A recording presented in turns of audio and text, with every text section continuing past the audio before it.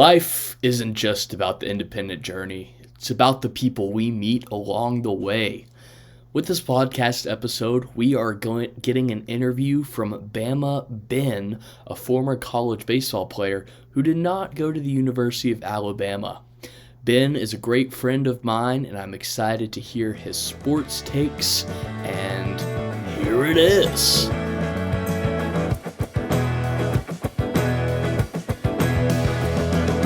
What up, beasts? Welcome to What Dudes Want to Hear. Who do we have with us today? What up, beasts? My name's Ben, and we're going to be talking about some sports stuff going on here today. Yes, we are indeed. Ben, do you have any alter aliases? Some men from a past life, if you will. My dear friend Dami, a few people might know me as Billy, but that's kind of on a need-to-know basis. I'll leave it at that. All right. We'll stick with it then. So one of the biggest things lingering in the minds of all of college football fans right now is the college football playoff. I mean, coming out of it, we've seen how the 12-team playoff bracket works. Ben, what fan are you? Who do you root for? What kind of fan are you? How did you feel about the playoff? Well, a lot of people might say my take is a little bit biased, and I'll give you the credentials first. I am an Alabama fan. Did you go to the University of Alabama? No, but listen. Okay. My father is an alumnus. Okay. Of Alabama, the University of Alabama, and I grew up an Alabama fan. It's in my blood. It's who I am. It's what I do. Football season rolls around. I eat, sleep, drink Alabama football. Now we're in basketball season. We're a basketball school now. Number 4 in the nation. Eat, sleep, drink Alabama basketball. And then when baseball season comes up, which is starting here in the next 3 weeks, that's all I'm going to be doing too. But my take is not biased. I think a lot of people are thinking this way. Obviously, Bama did not get in.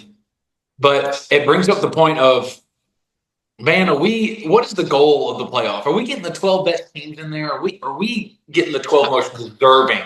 That's a good question right now. To me, it kind of feels like a high school tennis team. There's those few seniors. Maybe one doesn't have a left arm, but coach just kind of feels bad for him, so they're putting him in the playoff. That's what it feels like to me. You get these teams playing cupcakes all year, and then they went out. Oh, they're blah, blah, blah, and then they get put in the playoffs. Which teams do you felt played some cupcakes? SMU. SMU? Okay. I mean, granted, they're in the ACC, but we all knew. I mean, go ask anybody in football if they thought SMU would have had a chance in the playoffs. Like, realistically, not because they deserved it, but matched up against playoff caliber teams. SMU, love them to death. I want there to be another good team in Texas. Yeah, pony up, baby. But as we saw, it just didn't work out, and that's okay. That's all right. Great job, SMU. Hope to see you back there. I was gonna say Clemson as well, but they kind of earned some respect there with that latter half comeback. Yeah, they played pretty well in the Texas game. They looked down and out, and granted they were, but they were down and out. Cade Klubnik coming back for another year. I think Clemson's future is looking pretty bright, and I am a big Dabo Swinney fan. I think Boise State was okay. They were not one of the 12 best teams in the country. I think they just showed up and played a really good game of football. And that, it looked good on them. But do I think they should have been playoff? Absolutely not. Do I think a Power 4 team now, I'm used to saying P5. Do I think a non-P5 team, P4 team should get a bye? Absolutely not. There's no – people say, oh, they only lost to Oregon by 3 points. I don't care. Oregon, fraudulent. Yep. Just is what it is. Okay. All right. Now we're throwing around the term fraudulent. I feel fraudulent has been one of the big buzzwords in college football this year. And personally, I'm of the opinion that it needs to be removed from the college football fans' vernacular. Do I think it's an effective word for calling out teams that looked really solid and ended up losing? Yes. But if we start calling every team fraudulent, Yeah. then the only team that wasn't fraudulent was Ohio State this year. If we Yes. really think about it that way. And I'm not trying to hate on the use. I think it's a good word. I think it's a very good word. But just wanted to point that out. But continue, please. Please continue. Um, so yeah, circling back, I don't even know where I was, but we're going to circle back to my take. I think 12-man playoffs, I think it's a step in the right direction, but there's still some good teams in that 12 to 15, 16, area in the rankings. And South Carolina, for South one. Carolina, arguably the hottest team in the country at the time Mm-hmm. playoffs started. I agree. Ole Miss, and then obviously, everyone's going to say, don't even say Bama. They lost to Michigan in the ReliaQuest Bowl. Dude, everybody. The ReliaQuest Bowl was a bigger game than people give it credit for. Well, it's not even about that, man. It's the morale was down. It's not a great look on us, I know, but we go in that playoff, man. Who knows what could have happened? But I do think, if not us, Ole Miss, South Carolina, I think they go in and perform a lot better than a few of those teams did. Yeah, I mean, not to keep beating the dead horse, but I feel like South Carolina would have been a really solid Yes, option. I yes, mean, just for having the name Lenoris Sellers, yes. I feel like, especially at quarterback, nonetheless, the leader of your team is named Lenoris. If that isn't straight out of Baltimore, I don't know what is. But man, yeah, I feel like South Carolina was incredibly hot. That Beamer ball, them Beamer balls were steaming by the end of the year. And they were Awesome. on a roll. It was a lot of fun to watch too. And we squeaked out a win over them. And if you watch that game, it came down to quite literally A, the cl- last drive. And a close win.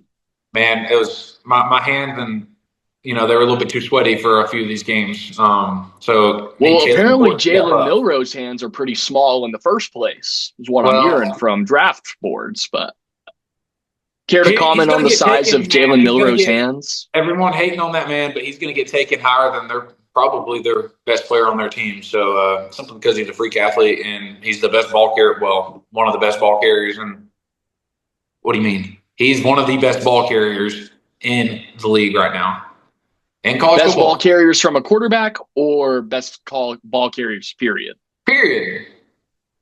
Okay. Interesting. Plain cut and dry, dude. I mean, there's people game plan for this man and his legs, dude. I mean, That's true. it is what it is. Go out the tape, man.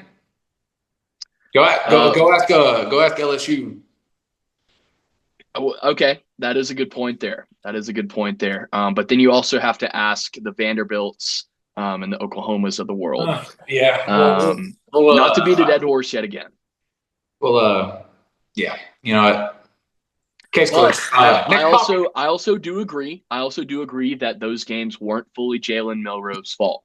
I think part of that was game planning. I think part of that was the incredible mental high after the Georgia game, going into a Vanderbilt like game like that. That is rat poison. Everybody in the media was still saying it was rat poison, but it was That's rat right. poison. So yeah, that's a big point to think of. And I do agree, Jalen Milroe was one of the best ball carriers in the nation. Unfortunately, he needs to be able to get the ball out of his hands at an effective rate as well. Well, it's hard to throw when you get 2 seconds to play, man. Just throw that out there. That is true. So Everyone, do you think the O all the line was one of the critics. biggest problems? I do think 100% from the first snap of the year. And I'm never going to tear down a kid playing a sport, but our O line had some serious issues, and coupled with where Jalen had flaws was the passing game. But you can't have two negatives don't make a positive right here. And when you have a below average Alabama O line and Jalen Milroe in the pocket, who I'm a massive Jalen Milroe fan, but when he has 2 seconds to throw, it's just not going to. We saw what happens. Yeah. OU, Vanderbilt, Michigan. It happens. And also, you put in if you put into context the portal. I mean, Alabama lost Caleb Downs, arguably the best player in the nation. And they also lost Caleb McLaughlin, who just won the award for the best center in the nation at Ohio State this year. Granted, he did have a lot of trouble in the bowl game against Michigan last year, but whenever you put into the context of him being an award-winning center and then them immediately losing him to the portal, obviously that's going to put strain on Jalen Milroe. And then Yes. also he's in a new plan as well. I mean, Nick Saban wasn't drawing up the same plays for Jalen Milroe that an offensive-minded guy like Kalen DeBoer is. So you got Yes. to put it through that perspective as well. And I'm pretty happy with the hire we made, but offensive game planning side of things, I feel like we were we were quite literally hit or miss. We either beat the dog out of them on the coaching side, or we were getting dogs on the coaching side. And it was just that's what it was. There was no I don't know. It just felt a little bit off half the time. And like we were going back to earlier, man, I think the standard in Alabama is a lot higher than obviously it is for certain reasons. But whenever 17 natties. I'm not going to bring that up, but thank you for bringing that up. Yes, 17 natties, most ever by college program, but we're not counting those. I mean, you would need 4 different hands to wear all of the rings. So that's more than a lot of schools. That's more than Auburn. That's more than LSU. That's more than Florida. You ready for this one? It's more than Texas. More than Texas. It is more than Texas. That is one thing I'll always be happy about. And it is also increasingly more than Texas A&M. Ooh, little brother. Little bro. Yeah, little bro. Yeah. And also with the Texas A&M loss to Texas a few weeks ago, I mean, I've talked about it on the show before. Texas A&M continues to make themselves a little brother. We're not gonna talk about the Oklahoma loss to Texas A&M this week. That's a completely different story. The only games they care about are against Texas. Am I wrong? You're not wrong. And they only lose in the big games against Texas. That's a little brother. Yeah. And I'm going to make a comparison here, and correct me if you think I'm being a little crass, but I can't help but make the connection between Texas A&M and the Dallas Cowboys. The fan base, the expectations of, I don't even know, the pride. Yeah, I don't know what it is, but I'm just consistently let down every single year and, not impressed with what I see. Yeah, you would think Jerry Jones went to Texas A&M if he pulled up to him. Would not surprise me if he was an Aggie. Yeah, he is a hog, and he actually was at the Little Rock High School whenever they were first escorting the black children in for that first day. He was in the white crowd. We're gonna disregard that, considering he's an NFL. Well, should we disregard that? I don't know. That may be a topic for another day. And essentially, all you need to know is Jerry Jones is a character, and he's a character that most Cowboys fans, including myself, do not want at the head coach or at the head GM, at the owner position in the Dallas Cowboys organization. I think we can all agree on that. But Texas A&M, if you really think about it, they're kind of like Macaulay Culkin and Home Alone, except you got to imagine that with being Macaulay Culkin and Home Alone, he actually does get robbed and he isn't able to fend off the robbers. Like he sets up a beautiful trap like in Home Alone 2. I actually know in the first Home Alone, whenever the robbers are going to come up the stairs, you got Dumb and Dumber walking up. Texas A&M is getting that bucket of paint, putting it on a string. But the thing is they got such a good recruiting class that they made the string a little bit too long. So instead of hitting them in the face, it actually swings right below the legs. And if anything, it hits them in the butt, making them go further up the stairs. That's what Texas A&M is. Yeah, I agree. You're nothing but right here, Ethan. All right. So I think that's enough for college football. Let's talk about the Super Bowl. We got Kansas City by 1.5. Thoughts on Kansas City? Man, I keep going back to it. I'm not a Kansas City fan by any means, but people been whining all year about how, they're not beating teams by, they're not blowing teams out. They're playing teams too close. Well, newsflash, people, championship quality teams win close games. If you can win on a consistent basis without your best stuff, that's scary. And we saw the other night what happens whenever they do show up with their best game. They blow teams out, good teams. I mean, I think I'm rooting. Who would I love for to win? Obviously, Philadelphia, but I just don't know if anybody's stopping Andy Reid right now. And notice I said Andy Reid and not Patrick Mahomes because I think you put in it's Patty's good, but I think Andy Reid's just a coaching juggernaut right now. He's built this offense from the ground up, and the defense is obviously there, and he's here to win. So we'll see what happens. Yeah, I think with Kansas City, everybody puts the blame on Patrick Mahomes and Kelsey for their misery. First of all, if you're really getting that upset about all of these games, fine God. But second of all, if you really want to put the blame on Travis Kelsey and Patrick Mahomes, watch the full game. Travis Kelsey was dropping balls in the first half against the Bills. Patrick Mahomes isn't always playing perfect. He plays perfect whenever he's down by 7 or 3, and they need to take a lead in the fourth quarter. But really, the fact that they're not blowing out games shows the fact that they're not perfect. And I don't know what they put in that Gatorade in Kansas City, but I have a feeling that all of that Gatorade is going to get put on Big Red Andy Reid after the game in the Super Bowl because they're going to win. Everybody knows they're going to win. I don't know what type of dark magic they perform to keep winning. Man, they've got that Taylor Swift voodoo magic going on, man. They do. There's a reason every time they score, do something good, they put the camera on her. She's casting spells up there.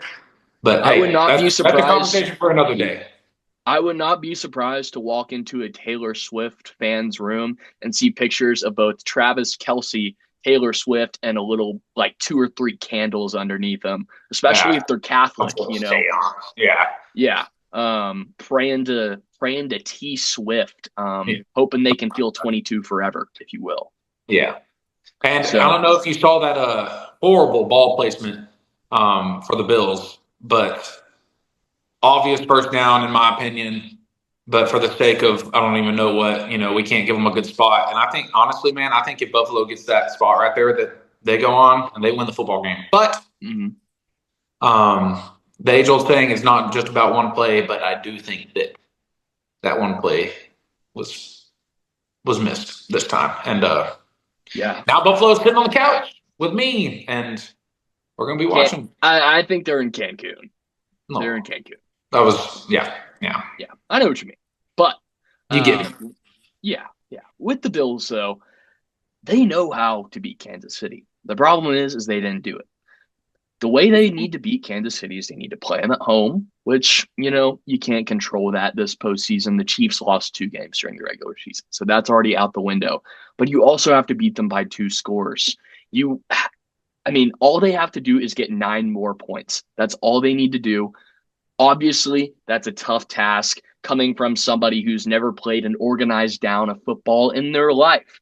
But as a pure spectator, it's what you got to do. So unfortunately, the Bills weren't able to do that. I do agree that the ball placement was egregious, but I also do agree that the game should never come down to one play. It shouldn't. But it does. It does. It does. It does. And there's always going to be a scapegoat. There's always going to be a scapegoat. It was a ref's missed call. In this case, it could be considered that. But, refs, you can always complain about the refs. We're never going to have perfect refs until probably AI is doing the reffing. And then people will still find a way to complain about it. People are always going to complain about the refs. We know this. That's just human nature. But in the game, the current odds for Super Bowl MVP, we're going to see Mahomes at plus 110, Barkley at plus 280, which is better than Jalen Hurts at plus 370. Any thoughts on that? Man, I think that the way, Sirianni over there in Philly runs that offense, it's, ground and pound for the most part. They do sling the ball around a little bit, but man, everything's predicated off of Saquon Barkley right now. And can he control the run game? And he is right now. And you go back and you look at Hurts all throughout the year. His passing yards, his stats, not anything eye-boggling. He's just been consistently being himself. There was that whole conundrum. They won the game and they were still complaining about, AJ Brown, that whole thing. With reading the book? And my or is this a different instance? What's up? With reading the book, or is this a different instance? I believe When it's the AJ recent Brown was book reading the one. book on the sideline? No, no, no, no, no, no, no, no. Oh, He was okay. he was criticizing the passing game plan, and I like we got you. got to throw the ball. He didn't have an egregious amount of receptions like he usually does. But man, I like Saquon Barkley over Jalen Hurts in this.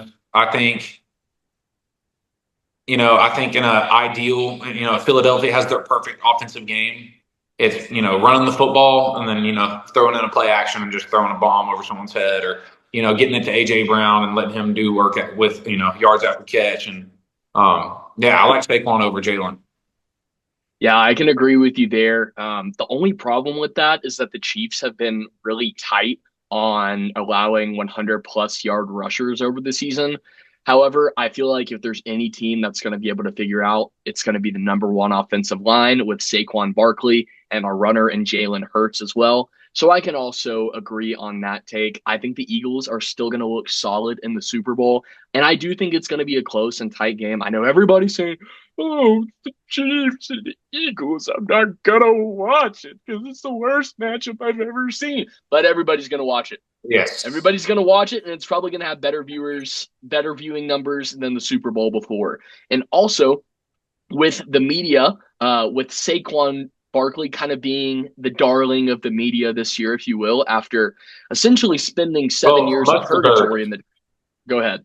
Much deserved. Yeah, much deserved. Much deserved, definitely. But I think with the way the media does like him, I would be very surprised to see an Eagles win without a Saquon Barkley MVP, unless Jalen Hurts just lights that secondary on fire.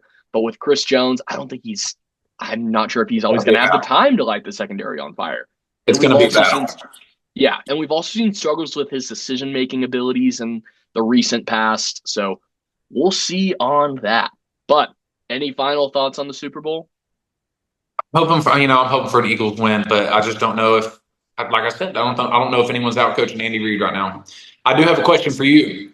Okay. The whole sports betting scene is getting, pretty animated nowadays. And I was just wondering if we were going to get a what dudes want to hear line for the day or a play, if you might.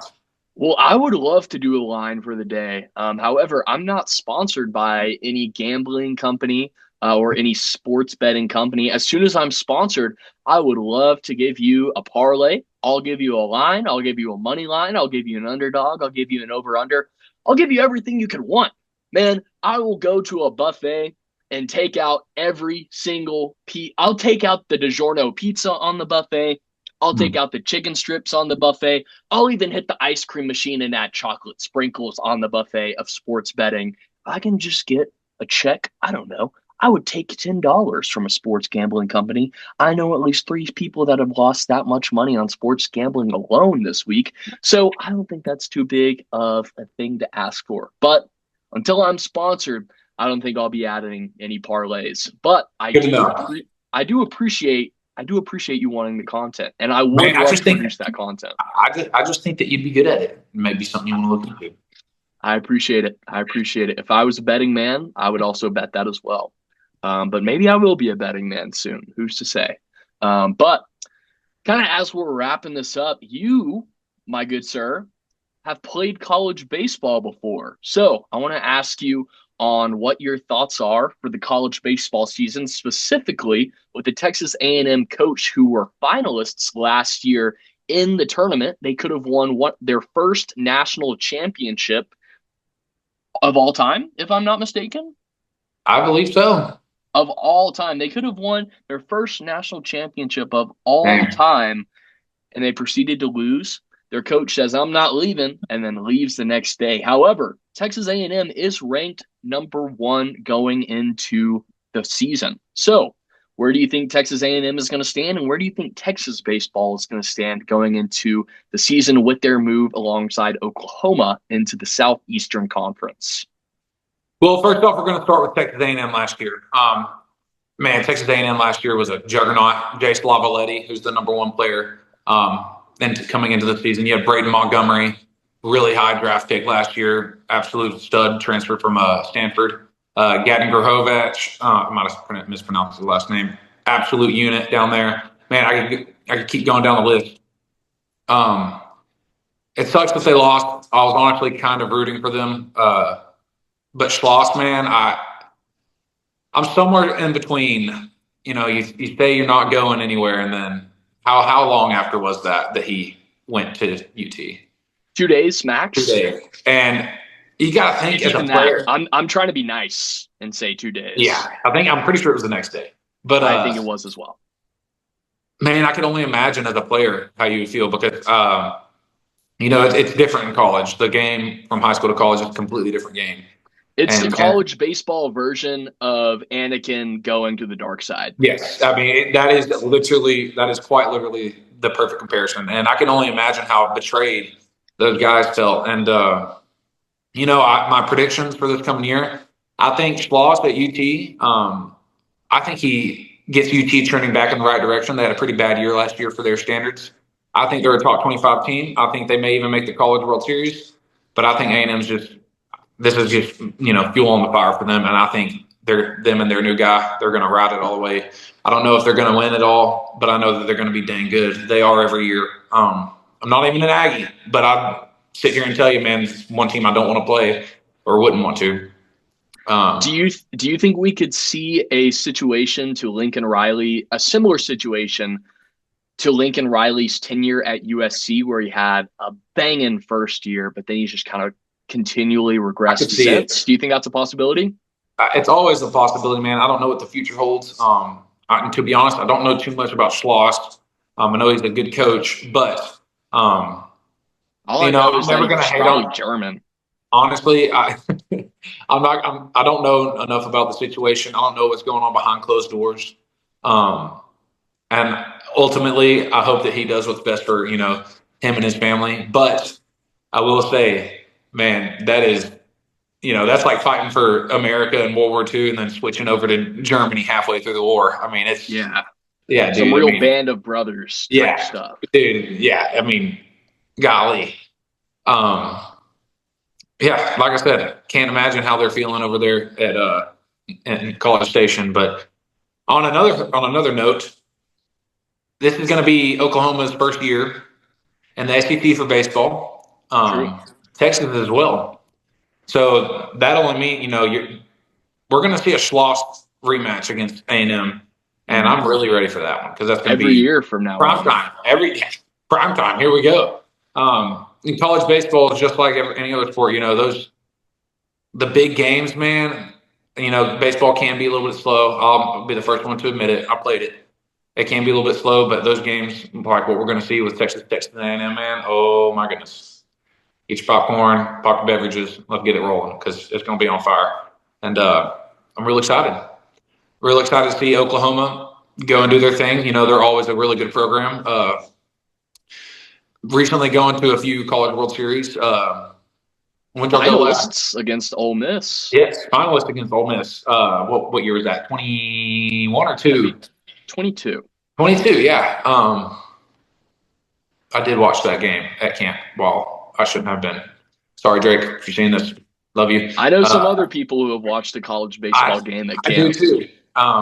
Let's see if they listen to this podcast. We'll see. We'll see if they send us a message. But Oklahoma, great program. Always super kind of fly under the radar. Had a pretty high draft pick not too long ago. Mr. Graham, shortstop out of Oklahoma. He's tearing it up in the minor leagues right now. Hope to see him in the big soon. But really excited to see what Oklahoma can do in the SEC. I think they're gonna. I still think they're gonna be top 15, top 25 team for sure. And them mixing in with the powerhouses, Vanderbilt, South Carolina, Texas A&M, and even I wouldn't call us a powerhouse. Alabama's baseball program been on the rise lately. A couple games away from a College World Series not too long ago. We'll see what this, adding in Texas and Oklahoma does for the, powerhouse baseball in the SEC. Yeah, SEC's always got some powerhouses. You got the LSU's, the Floridas, the Tennessee's, LSU the and Florida, how Vanderbilts. can I forget them? I mean, Kentucky.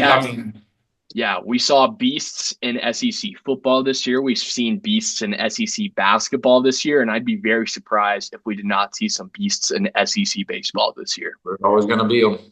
There's always going to be them. All right, Ben.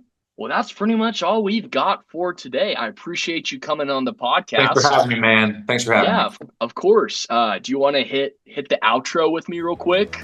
I'd love to. You got to teach me how All to do right. it. All right. Just hit them with a we'll see you Saturday on 3, 2, 1. We'll see you Saturday. All right. Oh,